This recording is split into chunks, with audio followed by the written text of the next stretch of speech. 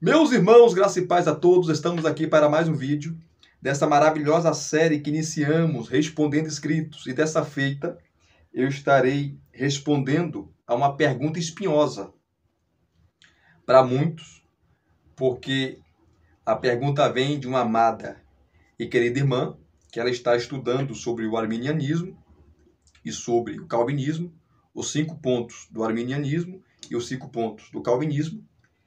E para quem já leu sobre esse assunto, sabe que o calvinismo vai contra a ideia ou a posição arminiana, e a posição arminiana vai contra a posição calvinista. Não há consenso. Não há consenso. E já respondendo aqui a pergunta da irmã sobre a expiação limitada, nós devemos entender que a Bíblia não é nem arminiana nem calvinista. Não adianta querermos arminianizar nem calvinizar as escrituras. É por isso que eu sempre falo aqui nos meus vídeos que eu não sou nem arminiano nem calvinista. Porque não adianta querermos pegar Deus e resumi-lo em 5 pontos do calvinismo e 5 pontos do arminianismo. Deus não cabe em um sistema teológico. Não há nenhum sistema teológico perfeito que caiba um ser atemporal como Deus. A teologia é importante, nós devemos ler, devemos estudar, mas temos que entender que nós somos limitados. A nossa mente é limitada para conseguir entender um Deus que é atemporal, um Deus que é eterno. Então, quando alguém fala, eu sou calvinista, outro fala, eu sou arminiano, né? E querer arminianizar ou calvinizar as escrituras é um perigo, na minha modesta opinião. Na minha modesta opinião. Então, a Bíblia vai dizer, e aqui está o conceito da expiação limitada, ensinada pelos calvinistas, e muitos não gostam de usar esse termo, eles gostam de usar outros termos como redenção particular, expiação eficaz. E, como o próprio nome diz, expiação limitada é a ideia que Cristo não morreu por todos. Cristo não morreu por cada ser humano no mundo. Pelo contrário, ele morreu pelos eleitos. E, segundo os nossos irmãos calvinistas, que defendem essa ideia, né? Cristo não morreu para dar possibilidade de salvação. Não existe isso. Cristo morreu para salvar de fato. Ele salvou pessoas. Cada gota de sangue que foi derramado ali na cruz do Calvário, na sua morte, não foi em vão. Então, Cristo morreu pelos eleitos, por aqueles que iriam crer nele. E esses, por quem ele morreu, na sua morte, ele salvou, justificou, regenerou e por aí vai. Agora,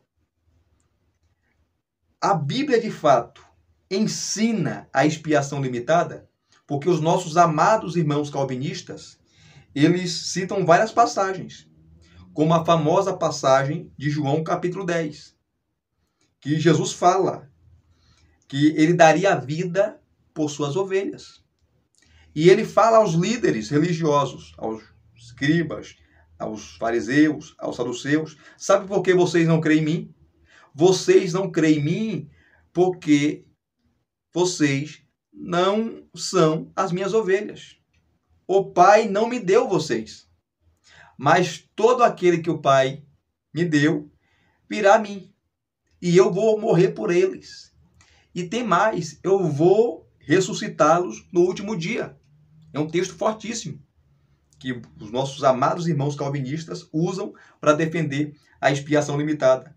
O apóstolo Paulo fala em Efésios capítulo 5 que Cristo também morreu por sua igreja. Cristo deu a vida pela igreja. E tem outros textos. Em contrapartida, você tem outros textos que falam que Cristo morreu pelo mundo. O famoso texto, muito conhecido, que é o textuário da Bíblia. Todo mundo sabe de cor e salteado, João 3,16. Que Deus amou o mundo de tal maneira e deu o seu Filho unigênito. E a palavra mundo ali, tá, não se refere à natureza, Não se refere ao mundo animal, se refere à humanidade. Ele amou a humanidade. Tem um famoso texto também da primeira carta de João, onde ele fala sobre a expiação, e tem outros textos. Essa pergunta da irmã merece uma live só sobre essa pergunta, porque nós pegaríamos aí os textos em favor, né, entre aspas, né, da expiação limitada e os textos que são contra. A minha posição, eu não vou ficar em cima do muro, é que a Bíblia não ensina expiação limitada. A Bíblia ensina a expiação ilimitada. E quando eu falo expiação ilimitada, eu estou falando que Cristo morreu por todos de fato. E aí, muitos calvinistas vão contra essa ideia. Então se Cristo morreu por todos, se a expiação é ilimitada, então todos serão salvos. Não é, mas isso é um tiro no pé dos nossos irmãos calvinistas. Por quê? A expiação ilimitada não ensina que todos serão salvos. Ensina que Cristo morreu tanto para salvar, como também para dar possibilidade a todos que se arrependerem dos seus pecados serem salvos. Essa é a ideia. Então, por que todos não são salvos? Porque nem todos creem. Jesus disse, está no famoso texto de João 3,16, tá? Sobre crer. Quem crê nele seria salvo. Quem não cresce seria condenado. E você tem vários textos, milhares, que falando da condição de crer, o tempo todo. O tempo todo. Você tem que crer. Você tem que confessar com a sua boca. Você tem que crer com o coração que Jesus é o Senhor. Então será salvo. N textos. Então, a Bíblia não ensina, e essa é a minha resposta, a expiação ilimitada, a expiação limitada. A Bíblia ensina a expiação ilimitada. Tem vários os textos que falam que Cristo morreu pela igreja, Cristo morreu pelas ovelhas. A mesma Bíblia que fala, tem esses textos, é também a mesma Bíblia que fala que ele morreu por todos, deu a vida por todos, pelo mundo. E, resumindo aqui, para não ficar muito longa a resposta, eu gostaria de citar uma frase de Jacó Armínio sobre essa questão, quando ele fez uma exposição da expiação ilimitada, citando textos bíblicos. Então, essa ideia não é da cabeça de Armínio, Jacó Armínio. É uma ideia que salta do texto bíblico. E Armínio, falando sobre a expiação, ele